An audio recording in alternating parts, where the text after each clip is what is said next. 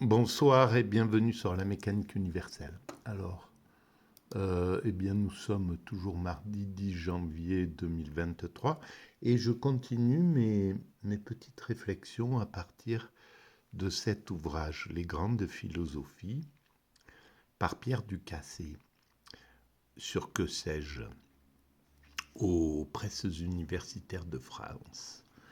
Et ça a été, c'est un livre qui date des années 40, donc sans doute écrit pendant la guerre ou enfin dans cette période extrêmement tourmentée qu'a été ces années 40. Voilà. Alors, je vais entamer le chapitre 2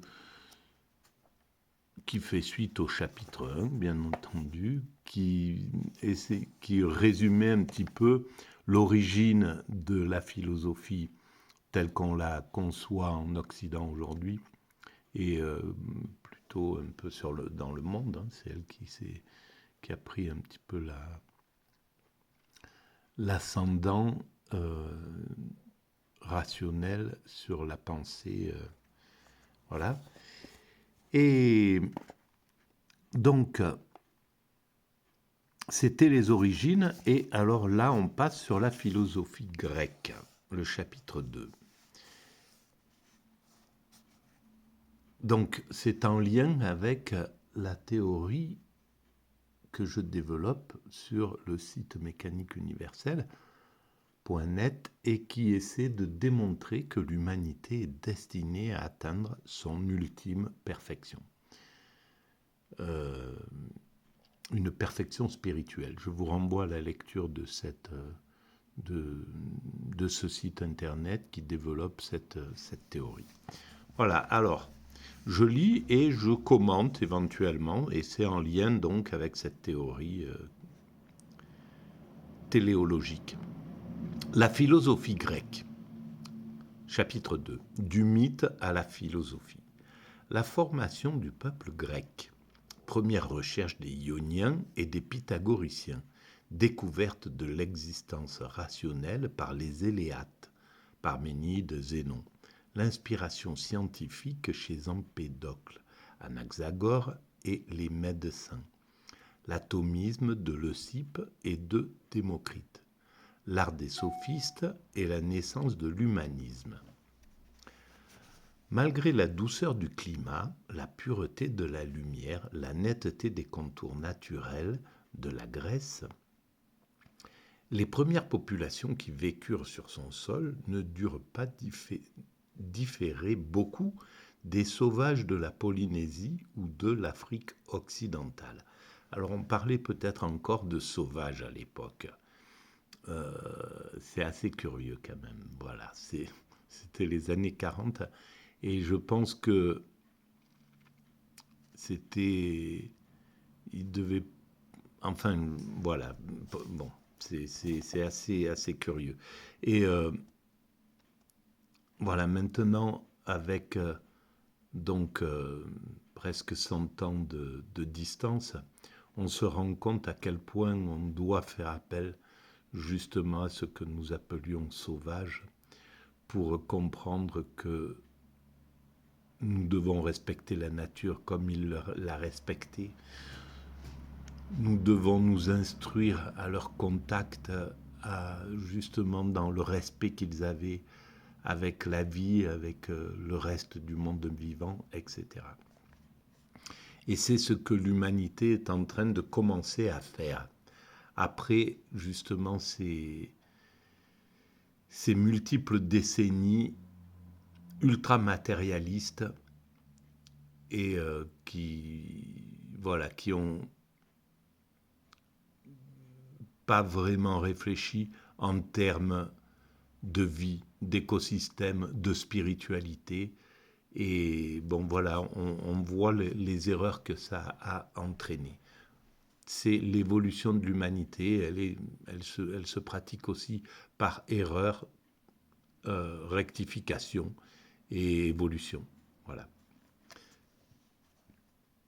Heureusement, les races qui s'introduisirent l'une après l'autre dans la péninsule et ses annexes maritimes étaient dissemblables. On parlait encore de races à l'époque.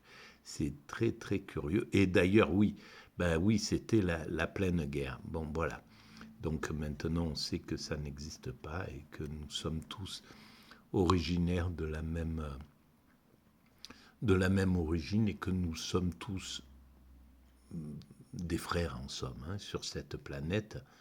Et donc que nous devons évoluer vers la fraternité. Lorsque je démontre que j'essaie de démontrer que l'humanité est destinée à atteindre son ultime perfection, cette ultime perfection, même si elle est spirituelle évidemment, mais c'est la fraternité absolue également. Voilà, c'est la paix universelle, la fraternité, et nous allons vers cette vision. Donc on peut voir qu'on vient de loin à l'époque, voilà 1941, on parlait de race et puis un criminel, voilà, un système criminel hallucinant en s'appuyant sur ces idées racistes a commis un des crimes les plus horribles que l'humanité avait comporte. Voilà.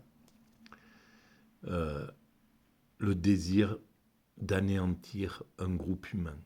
Le désir d'anéantir des groupes humains. Voilà.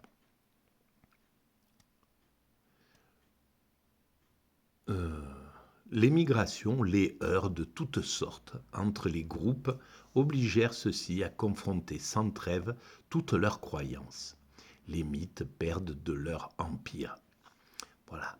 Et c'est clair que l'homme cherche à se rassembler. Après s'être dispersé, c'est comme ça que je l'explique sur la mécanique universelle. Nous sommes partis de la même branche, nous descendons de ce que les scientifiques pourraient appeler un accident génétique. On s'est dissocié des autres primates. Et en fait, ce n'est pas un accident génétique, c'est la façon dont l'écosystème se développe, s'organise. Et donc nous nous sommes répandus sur toute la planète, nous sommes allés nous adapter à tous les milieux les plus froids, les plus chauds, les plus denses, les plus isolés, etc. Et à un certain moment, nous avons commencé à revenir vers une sorte vers l'unité. Et effectivement, ça se passe aussi à travers la guerre, à travers la violence, à travers la confrontation. C'est assez... ça correspond au niveau, à la hauteur atteinte par notre conscience. Dans une conscience basse comme la nôtre, elle est encore basse malheureusement, même si nous savons qu'on peut évoluer de façon justement à travers l'entraide, le respect, la bienveillance. On sait le faire, on le fait dans une grande partie des cas. Et puis, voilà, il y a aussi l'aptitude à évoluer à travers l'antagonisme, la violence, la guerre, etc.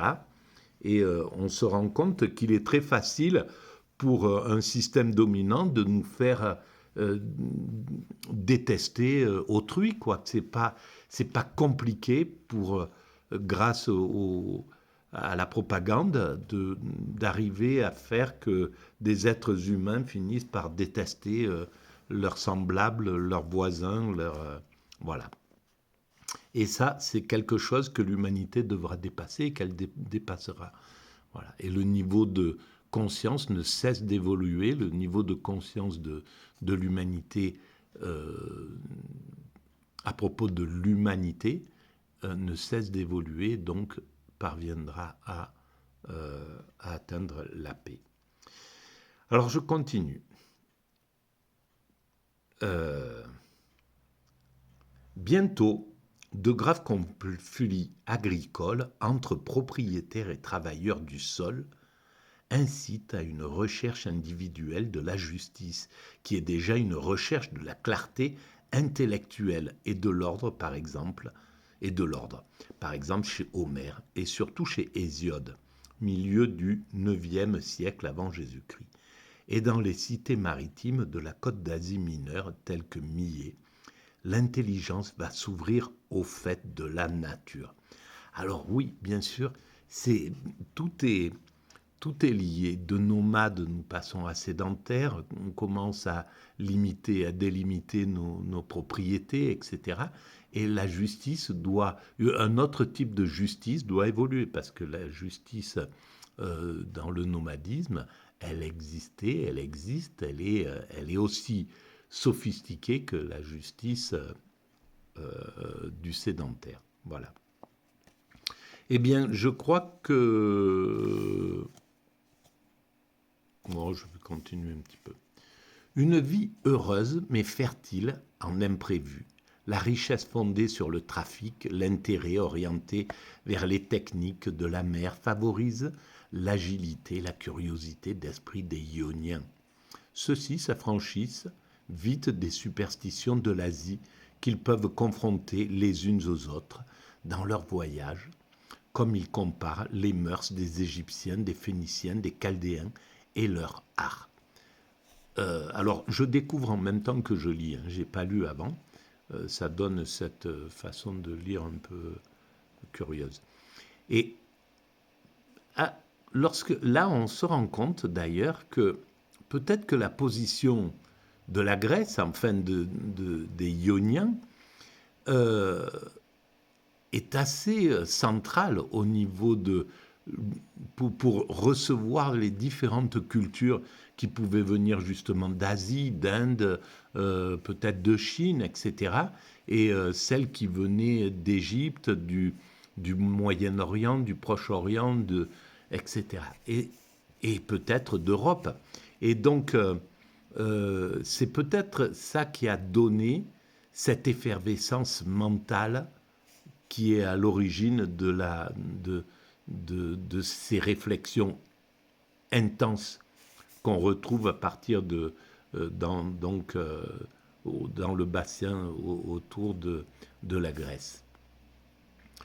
Et donc, ça donne comme point de départ l'idée que plus il y a de brassage, plus un monde, une société est accueillante, plus elle accueille les gens et leur donne les moyens d'exprimer leur talent, et plus elle développe son intelligence, sa curiosité, sa pensée, sa philosophie, etc., etc. Et maintenant, on peut voir les Grecs actuels, ça a été les États-Unis, qui ont justement accepté et qui ont bénéficié de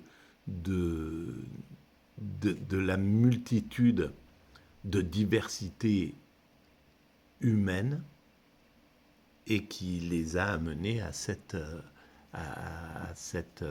domination du monde, tout simplement. Voilà. Et donc, c'est aussi une façon de critiquer les systèmes qui ne s'ouvrent pas aux autres cultures, qui restent fermés et qui essaient de se préserver voilà. Au fond, le manque de diversité marque le recul ou la domination dans un système qui est encore principalement posé sur le système dominant, dominé ou dominant prétendant.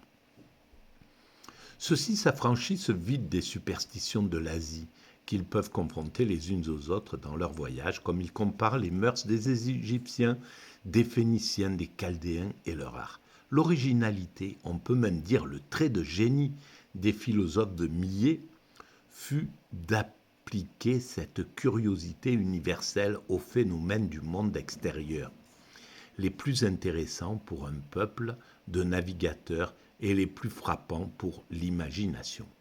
En un sens, ce sont des vulgarisateurs. Ils utilisent pour leur explication, et d'ailleurs cet ouvrage-là, Pierre Ducassé, c'est un vulgarisateur. Et je rends hommage à tous ces vulgarisateurs de génie qui mettent à la portée des gens comme moi, qui sont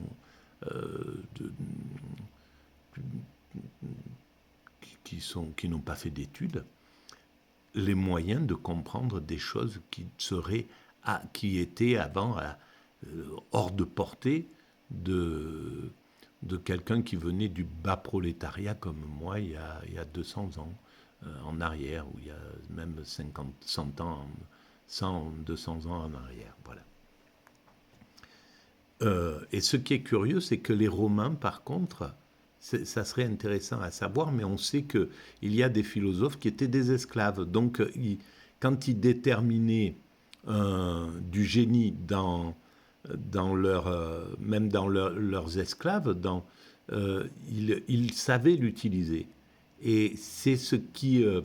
et c'est ce qui fait que, par exemple, ça va être une petite critique, c'est ce qui fait que la France, là, aujourd'hui, elle a été un pays accueillant, elle a été un pays ouvert, elle a été un pays qui savait détecter les talents, les utiliser et donc ne perdre aucune énergie. Et aujourd'hui, ce n'est pas le cas. Aujourd'hui, on perd un maximum de talent à cause du racisme, à cause de l'islamophobie, à cause du népotisme. Des gens qui thésaurisent des places et qui n'ont plus l'aptitude de détecter chez l'autre les qualités, ou qui en sont qui vont pas le faire monter. C'est une grande part, c'est le népotisme. Et donc il y a des tas de génies qui ne passent pas, qui n'arrivent pas à s'exprimer. Alors ça va être bientôt, heureusement justement, les réseaux sociaux vont permettre cette ouverture-là depuis. Mais on a perdu